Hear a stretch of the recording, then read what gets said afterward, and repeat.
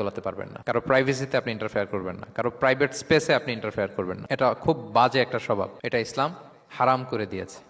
আমাদের অনেকের মধ্যে আছে খুঁটে খুঁটে, ভাই এটা কি ওইটা কি করছেন, সরকারি চাকরি না প্রাইভেট চাকরি, বেতন কত, বয়স কত, ওইটা কত ওইটা কত, হাবি যাবি, এটা তার ইটস নট হিজ বিজনেস। তারপরে মানুষ খুঁচিয়ে খুঁচিয়ে নিঃসন্তান দম্পতি আমি দেখেছি, তাদেরকে পেলে অনেকে, ভাই কি সমস্যা, কয় বছর হইল, বাচ্চা নিচ্ছেন না কেন, কবে হবে, কার সমস্যা, আপনার সমস্যা না ভাবির সমস্যা, বেটা তোর কি সমস্যা এটা বল।